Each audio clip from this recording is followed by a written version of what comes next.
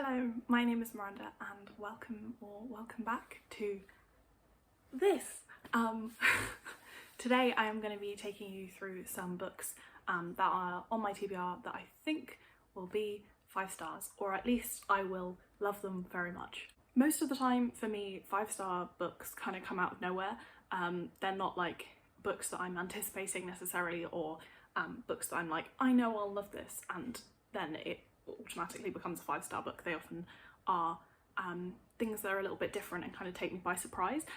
So this probably won't be successful in the sense of like predicting books, especially because I haven't been giving many 5-star ratings recently. I think it's because I'm in a bit of a weird place with my reading at the moment. My attention span is all over the show. But yeah, the purpose of this mostly is just to kind of get me more excited about books that I've had on my TBR for a while and that I want to read, because I keep just getting distracted by new things. Again, the attention span is not great. So yeah, I'm just gonna get into it. Let's go. So first up is Inferno by Catherine Cho. This is a memoir. It says on the front, a memoir of motherhood and madness. And instantly I'm like, hello sir. Recently I've been loving memoirs. I love listening to them on audio, but this one isn't available on Scribd, which is how I listen to most of my audiobooks. So I bought a copy. Such a shame. And yeah, I think this is about essentially Catherine's experience with I think it's memory loss after she has a child, and kind of psychosis, and that's not something I'm not very familiar with, but I really love reading more about mental illness, especially mental illness is that I don't know much about, and it just sounds really interesting and like a great memoir, and it sounds like it will be really powerful, so I'm really hopeful for this one. Also, it's quite short, so that's nice. Yeah, I'm very excited about this. I meant to read it during Asian Readathon, but I didn't get around to it, so soon. Next is a book I got for my birthday this year from my mum, because she's an angel, and it is Mrs. Death by Selena Godin. This also has the most incredible cover. I love it so much, and it has beautiful end papers, so tasty. Yeah, so I'm really glad I got this in hardback, even though I haven't read it yet. This is about death, and she apparently takes the form of a shape-shifting working class black woman, and that's all I know about it really. I want to read this because of reading Selena Godin's essay in what's it called? Is it The Good Immigrant? I think so. Yes, her essay in The Good Immigrant called Shades, I think, or just Shade, is incredible, and I fell in love with her writing, and I'm so excited to read this. Also, lots of people that I really trust have been saying it's great, and I don't know, I just have a feeling. I have a feeling. Next is Giovannis Room by James Baldwin. So my flatmate does have a copy of this here somewhere, but I'm not sure where it is. He might have, I don't know, lent it to a friend or something, because I can't find it, but yeah, I really want to read this. I read If Beale Street Could Talk, I think, a year or so ago, a couple of years ago, and I didn't love it because I read it on ebook and over a long period of time, so I was kind of reading it in like tiny fragments over a long period of time, and that just didn't work. But I've read other bits of James Baldwin's writing, like bits of non-fiction and essays and things, and I think he's an incredible writer. I mean, that's not a groundbreaking statement, is it? Wow, I'm the first person to have noticed that James Baldwin might be a good writer. Who knew? And Giovanni's Room is kind of like the classic one that I feel like is his most famous. So I really want to read it. And again, I just kind of have a feeling that it will be one that I really, really love. I definitely want to reread If Beale Street Could Talk at some point, because the writing in it was beautiful. Then another classic is Beloved by Toni Morrison. This is a book that I'm very intimidated by. I don't know why I'm so intimidated by Toni Morrison. I think it's because everyone always says that her books are really, really dark, and even though the writing is beautiful, I think it's quite difficult to like, you have to put quite a lot of effort in, and that's not really the kind of reader that I'm feeling like at the moment, to be honest. And yeah, I think if I read this at the right time, and if I read it with all the effort and attention that it deserves, it will be amazing. And this is about a family of former enslaved people, and their lives kind of being haunted by their pasts in kind of quite literal ways, which I'm into. I like, you know, supernatural kind of things as symbolism. I think that's great. I don't know, but yeah, I have a feeling. Then we have Real Life by Brandon Taylor. So this was shortlisted for the Booker Prize last year, and I remember loads of people reading it then and absolutely loving it. People that have very similar reading tastes too. So I think it's going to be a winner.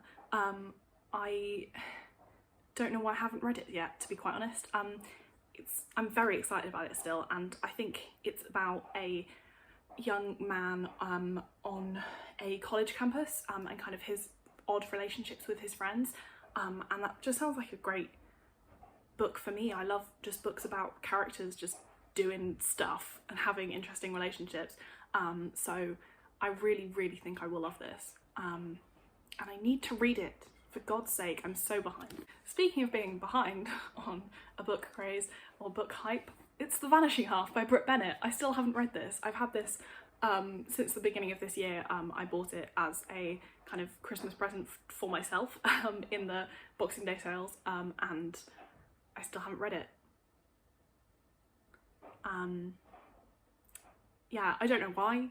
I know that I will love this.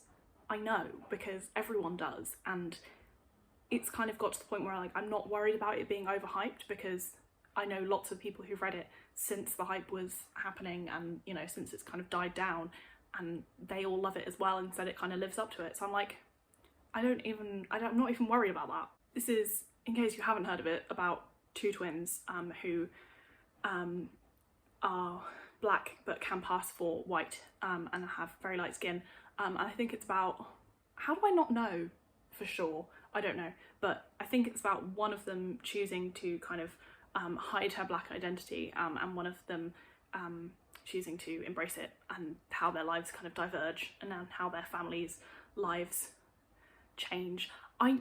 This has everything I would love in it, and everyone says it's great. It's been shortlisted for the Women's Prize.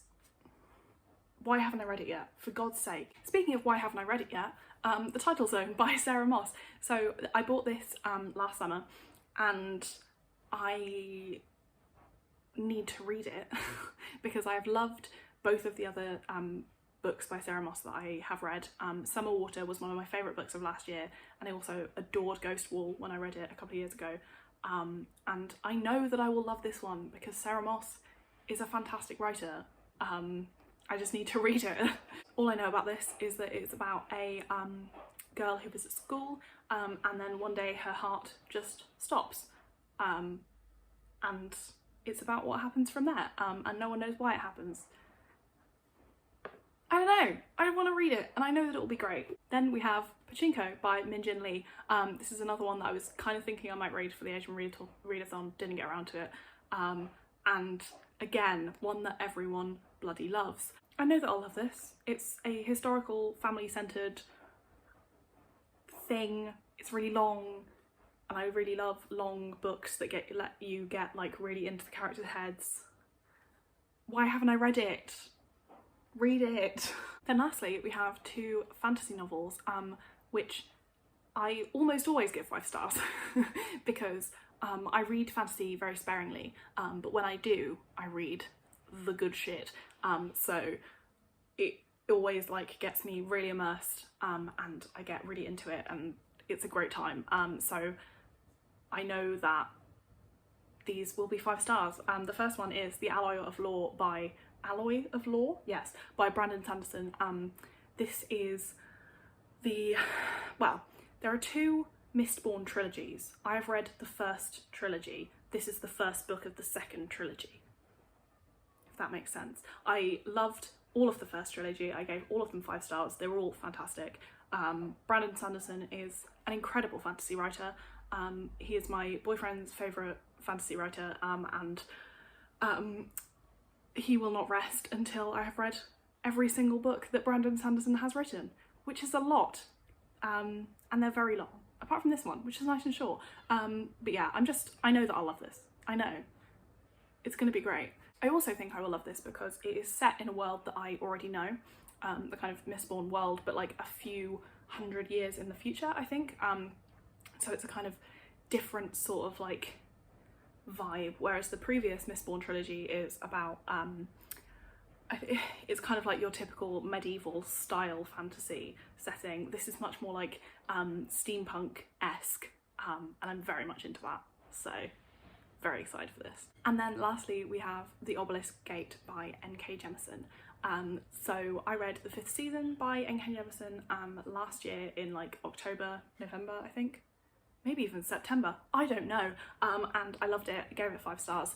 It was excellent, very different to anything else I've read, and just incredible, unique fantasy. Loved it.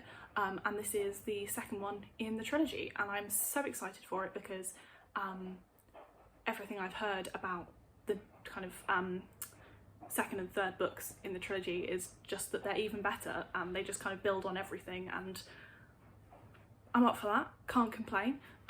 So yeah, I'm incredibly excited about this.